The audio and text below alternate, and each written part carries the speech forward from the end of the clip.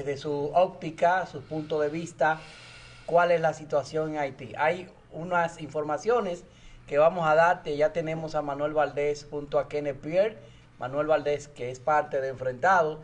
También quisiéramos su visión internacional de qué va a ocurrir en Latinoamérica, qué va a ocurrir desde el punto de vista estratégico de Occidente, de Estados Unidos, qué puede ocurrir, pero cada nación tiene su propia responsabilidad.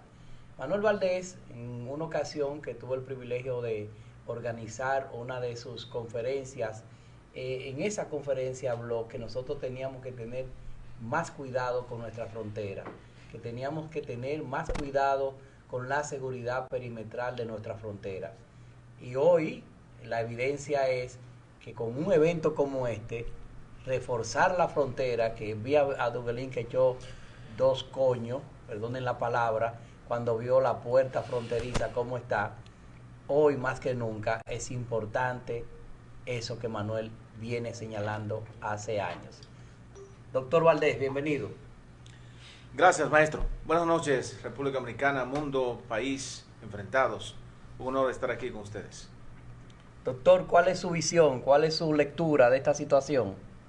Condenar en primer plano con toda la fuerza y categóricamente el atentado contra la vida del expresidente, extinto presidente Jovenel Moïse, y el dolor que embarga al hermano pueblo haitiano, unirnos al pueblo haitiano que merece mejores destinos. En el 2010, a raíz del terremoto fatídico que llevó, según las estadísticas de las Naciones Unidas, 320.000 personas murieron, estadísticas porcentuales, como siempre, estadísticas de guerra. Personalmente estuve en Haití una semana después del terremoto, encabezando una comisión de técnicos que fue a evaluar los daños y sobre todo a tratar de interpretar cuáles eran las posibles maneras de ayudar al pueblo haitiano. La siguiente semana volvemos a Haití, ya no solamente con la comisión de técnicos, sino con un contenedor de 40 pies de medicamentos, alimentos y demás para asistir al hermano pueblo haitiano. Cuando regreso de Haití en el 2010, después de haber estado allí, entrevistar a personas del sector medios de comunicación, de la sociedad civil, de los clérigos y algunos de los estamentos militares y políticos, regreso a la República Dominicana convencido que Haití no tuvo una tragedia, más bien Haití vive en un estado de tragedia con carácter permanente. Desde ese 1 de enero del 1804, cuando Haití logra su independencia, es perturbador y triste saber que a 217 años de historia republicana, la primera colonia de esclavos que se libera de una dominación extranjera, Haití ha tenido más de 58 golpes de Estado.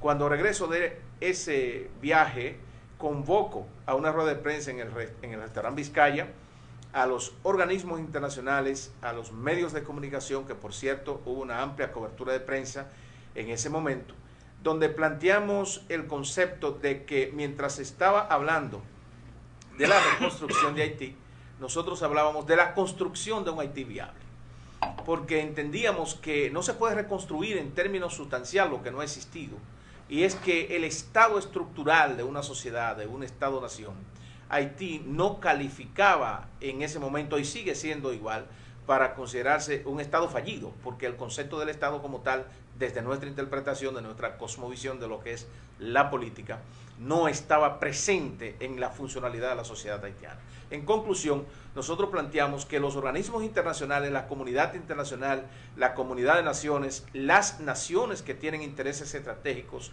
en Haití y en la región del Caribe, debían plantearse el reto de asumir áreas específicas de la problemática estructural de Haití y que un compromiso de respuesta agresiva a esa problemática fuera la manera de ayudar a Haití. Pero sobre todo decíamos que la mejor manera de ayudar a Haití no era darle cada vez que tenía una situación, sino crear mecanismos para que Haití genere una infraestructura productiva y una infraestructura institucional que garantice la supervivencia a largo plazo del pueblo haitiano.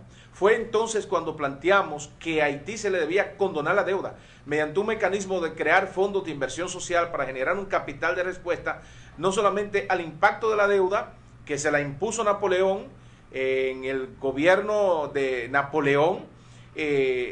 Cuando se libera Haití, le cargan con una multa 200 millones de francos, que en el lenguaje actual equivaldrían a unos 17 mil millones de dólares. Una deuda que Haití recién terminó de pagar. Entonces, esa situación de Haití preveía el desenlace de acontecimientos funestos como lo que estamos viendo hoy. Una semana después de haber estado en ese planteamiento de la condonación de la deuda haitiana, del mecanismo de condonación de la deuda haitiana, de los mecanismos de intervención de la comunidad internacional, recomendábamos una serie de pasos a dar. También pedimos en ese momento que a la República Dominicana se le condonara el 40% de la deuda externa por el impacto que refleja la masiva presencia de haitianos en el territorio nacional. Y pedíamos a la comunidad internacional que considerara que la República Dominicana no está llamada a asumir de forma absoluta el impacto de la problemática haitiana, porque no la creó la República Dominicana, porque no la creamos nosotros como país. Y aún si existieran condiciones vinculantes, no somos responsables de la tragedia social del pueblo haitiano. Tristemente hoy tenemos el asesinato de un presidente que fue electo de manera democrática, y eso refleja la debilidad institucional que tiene Haití.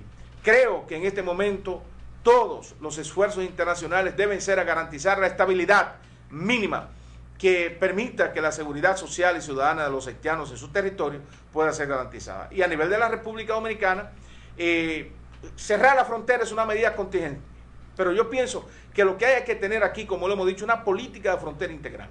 El problema de los países no es si tienen problemas de frontera, es si no tienen una política de frontera. Y aquí necesitamos una política de frontera integral, estructurada, con ejes de Estado que garanticen la integridad del territorio de la República Dominicana y de los ciudadanos de nuestro país. Doctor Valdés, el señor Kenneth Pierre tiene la anuencia de presentar a un invitado que quiero que se integre a este debate.